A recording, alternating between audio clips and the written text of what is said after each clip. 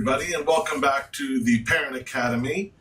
We took a little hiatus there over break, and we're ready to start back in action full time, ready to see what we can do to help you with your kids and our students. And it's everything about being together and being a group and working together as a group to help your child. You know, the old saying, it takes a village. And that's what we very much believe in. And that sort of rolls really nicely into what our topic is today, and that is parent-teacher conferences. There has to be an opportunity for all of us to communicate regularly if we're going to work as a team. Kevin, what do you see in terms of the benefits and some of the fallbacks in terms of your parent-teacher conference experiences? Honestly, Rob, frequent communications are essential for any child to have success at school. And I believe that it's best for the parents really to be informed, to really be staying on the students' grades, communicating with the teacher, so that when there is an issue that arises, like if you see something out of the norm, it's easy to pick up the phone and say, hey, we're experiencing this, or I'm seeing this in the classroom, we need to get together. So we have to really get to be familiar with our students and familiar with our parents so that we can have a greater effect during these conferences. Absolutely. And I'll tell you something else that sort of gets to me sometimes is when a parent comes in for a conference, and this is for on the teacher side or the parent side, there's no need to be confrontational. The idea of a parent conference, if it's going to be a rough parent conference, which let's face it, sometimes we have those, there has to be the theory and the belief that we're all in this together. As an educator, I can tell you, I never want to have a conference with you where it's you versus me, because that helps the child not at all. As a parent, and I'm also a parent in my own district, when I meet with my teachers and I talk to them, again, it's not a you, me versus them type of mentality. It's, look, here's the problem. I don't think you woke up this morning as the teacher and decided, hey, I think I'm going to give this kid this problem.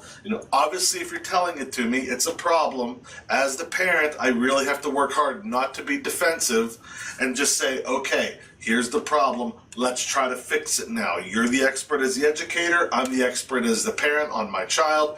Together, we need to get this information so that we can help the child. Don't take it personally, parents and teachers. When parents do get defensive, you don't take it personally. We are all working toward one common goal, which is to help that child. Nobody is there to not try to help that child. What are your thoughts, Kev? And I want to interject. I agree with what you're saying. Honestly, that's why when I meet with my staff at the beginning of the year, as a building, we want to make positive phone calls as well as calls, the difficult conversations that we have to have. I think that by building a rapport with the parent, they become more open to hearing maybe some of your concerns. So I believe that communication just doesn't always have to be a negative thing, because in the past, as well as I do, Rob, growing up, when a teacher would call your house, it typically wasn't for a positive comment. It was either something was wrong or, you were deficient in some area. So I think with the way the technology is today, we can end up, communicating on a more positive note to build that rapport so that we can have more effective communications.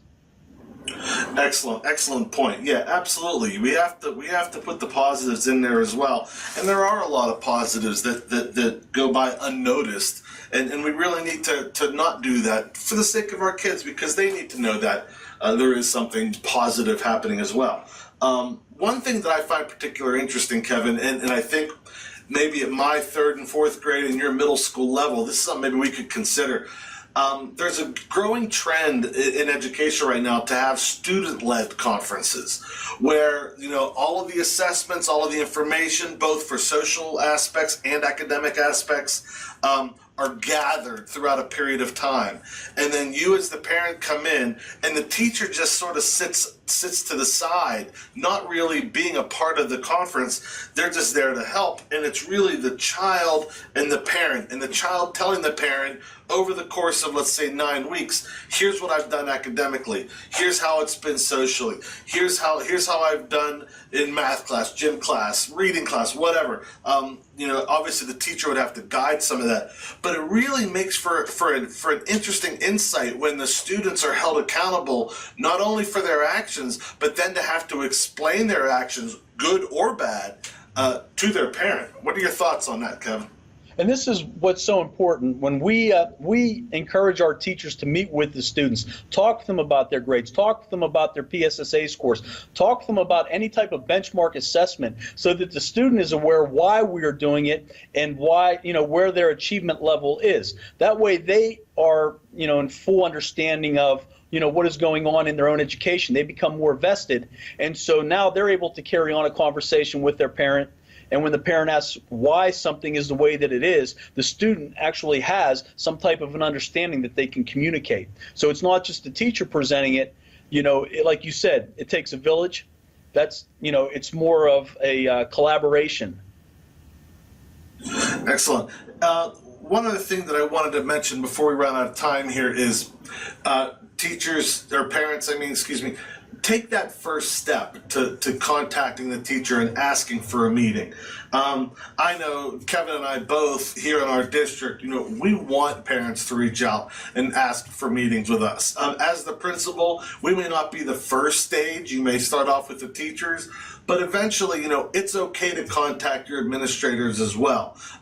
Again, the whole idea of it being that collaborative group effort to help the child, the more brains you can get together, the better off you are. One other thing that I know that are out there are educational advocates. Personally, I love when I see an educational advocate show up, because, again, that's just one more brain, one more person with a lot of knowledge and abilities to help out, to help fix a situation. Some administrators and teachers get a little concerned when they see that, thinking that it's going to be an attack type of situation. But again, between Kevin and I, we realize that those aren't attacks at all, that we want all the possible people that can help this child be available.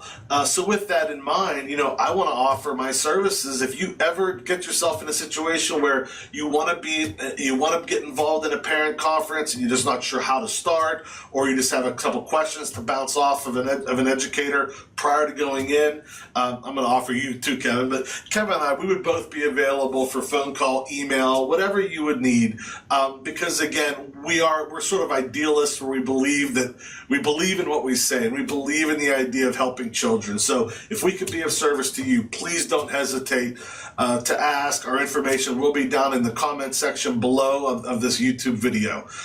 This is Rob Furman and Kevin Monahan signing off for the Parent Academy, and we'll see you real soon. Thanks for listening. Take care, guys.